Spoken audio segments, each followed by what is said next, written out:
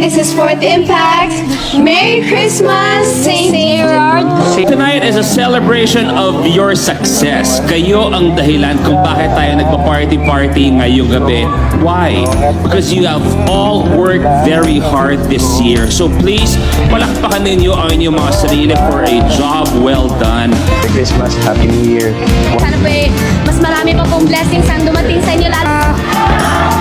Ang pamilyang Diskaya ay mahal kong tunay.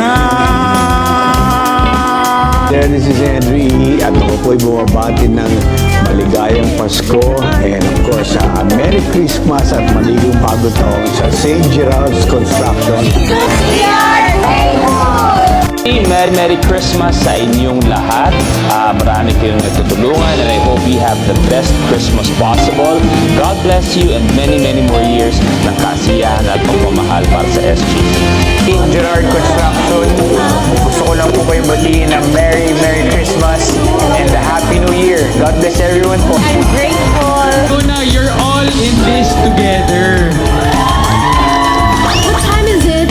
I think, Opa, it's your time. Champion goes to CSR! I'm grateful.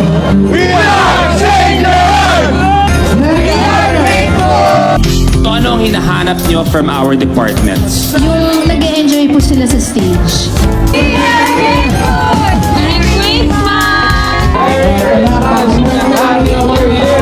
So malamang yung mga artista na nakikiparty dyan pag nalaman nila na galing sa flood control projects, yung budget, malamang mainis din. Alam nyo kasi, ang daming artistang nababadshot sa mga Nepo Babies at sa mga flood control anomalies dahil ang laki-laki pala ng binabayaran nilang taxes. Halos nga more or less mga 1/3 na ng kanilang sweldo. Lalo naman ang mga vlogger, may tax na sa US, tapos may tax pa syempre dito sa Pinas. Kaya ganoon, tapos kukurakutin mga kastar. Napakasakit na pagbagsak ng nangyaring ito mga kastar. Imagine from this bonggang celebration last 2024 Christmas party. Ngayon mga kastar, after a year, eto na, Cebu City Jail Christmas 2025. Nakakalungkot mga kastar para sa kanila. Isang pamilya na dating marangya ang buhay, hindi nasanay sa ganitong sa mahirap na buhay, ay eto nga, ganyan ang kinasadlakan mga ka-star.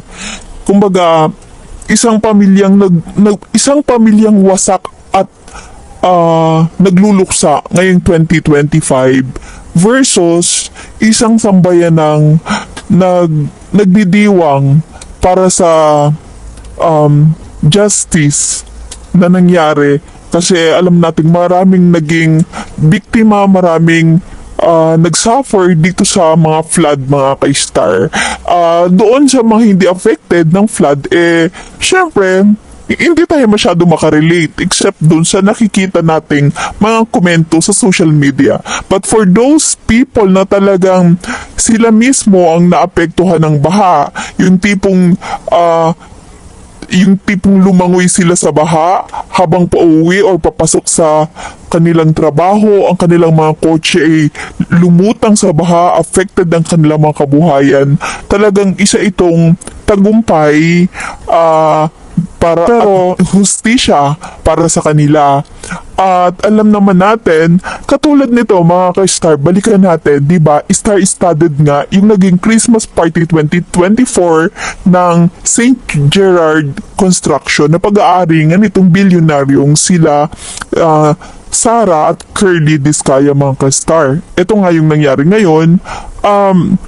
Syempre, alam naman natin na itong mga star na to, pinupuri sila before nung hindi pa nila alam na galing pala sa flood control projects yung winawaldas sa kanila mga ka-star. Dahil alam natin na lahat naman yung mga artista na yan, hindi naman pupunta yan kung wala yung bayad. Ganun lang yun mga ka-star. Pagka in-invite sila, artista sila, may payment yon. Bihirang-bihira siguro yung wala. Diba? Kung trip lang nila na na-invite sila ng mayaman makiparty. But most of them, especially yung may mga participation, nagsalita, nag-host sa stage, like si Luis Manzano, mga ka-star, for sure, mataas ang talent fee. O, ang dami pa, andyan din si Andrew A, mga ka-star, at napakarami pa. Fourth Impact, yan si Fourth Impact, sumali yan sa US search ng mga, anong tawag doon, American Got Talent, mga ganon. British Got Talent, yung mga ganong search, hindi lang ako sure kung alin doon. So, ayan. Kaya, syempre, mas marami yung nagdiriwang. Alam natin sa mga comment section na talagang nagpapalakpakan sila, masayang-masaya sila. But anyway, ako naman mga ka-star, ang inyong Madam Becky, paumanhin, talagang medyo nadudurog ang aking puso. Of course, nakikisimpatiya ko sa inyo mga ka-star, sa sambayan ng Pilipino, although hindi ako nakaranas ng baha. Pero bilang isang tao, alam nyo mga ka-star, ang puso ng inyong Madam Becky ay talagang yung kumbaga malambot ang puso ng inyong Madam Becky. So talagang nandun yung pagkaawa ko bilang tao na yung mga anak ba mga ka-star na alam ko na hindi naman sanay sa hirap, tapos biglang wala na silang parent, wala nang karangyaan, and then for sure mabubuli pa sila sa eskwelahan. Talagang kung ikaw ang kapamilya ng ganun, talagang masakit para sa kanila mga ka-star. Pero ayun na nga lang talaga yun yung consequence eh. Kaya, well, ang hirap kung anong mararamdaman. But, well, iba't iba tayo ng nararamdaman mga ka-star, di po ba? Yun lang, kasi ang inyong Madam Becky ay maawain. Though, yes, I am happy para sa sambayan ng Pilipino mga ka-star. Ito'y sample pa lang ng regalo ni BBM. At speaking of Christmas in jail sa Cebu City mga ka-star, pansinin natin, yung nandito siya, pinatikim siya ng yung first experience niya ng pagtulog sa kulungan mga ka-star dito sa detention facility sa Taguig, I think owned by NBI, ay mapapansin natin yung maliit na room, tapos may sinama siya sa isang medyo boyish na girl. Yun pa lang mga ka-star, experience na yun kasi ibang tao yung kasama mo, tapos knowing na hindi mo alam kung anong kaso mong kasama mo, kung criminal yun or what, pagkatapos kasama niya para siya isang bilyonaryong Sara Diskaya na nasanay na sa marangyang buhay na may mas security guard. Ang sakit nun mga ka-star. Mararamdaman naman natin yung hagulhol ni Sara Diskaya, di ba mga ka-star, yung pinipigil na hagulhol, plus yung feeling na sabi niya nga, alam niya yung bigat na syempre, yung ganong katinding problema, hindi mo alam kung sino makalaban mo. Tapos yung fear, of course, yung losing the luxury and also the family. Opo mga ka-star, napakasakit nun yung kagaya nila tipong isang buwan nga lang na mapawalay sa kanyang mga anak ang sakit na how much more ito na possibly ay lifetime ito kung kailan sila magkakita ng pamilya, hindi alam kasi pareho sila ng kapalaran ng kanyang asawang si Carly Diskaya mga ka-star, at this time nga ay magkahiwalay na. Kumbaga, ang kakaiba kasi dito mga ka-star, hindi katulad ng ibang mga detainees or ng mga ganitong nasangkot sa mga corruption at sa mga big crime na pinagpipiestahan mga ka-star, ay sila wala talaga silang political power mga ka-star. Ang kanilang pamilya ay mga mahihirap parang sila lang ang umangat kumbaga nobody sa lipunan. Unlike nitong sila Jinggoy, sila Rebilla before, may mga fallback pa sila kasi napapalibot sila ng family ng mga politicians. Kumbaga may magre-rescue pa, may magtatanggol pa, may power pa sila. But etong si Diskaya, wala pong political power. Kumbaga, during sa Senate nga, alam natin na parang umaasa lang siya. Ang lakas ng loob niya lang sila Marcoleta, kaya medyo malakas ang loob niya during the time.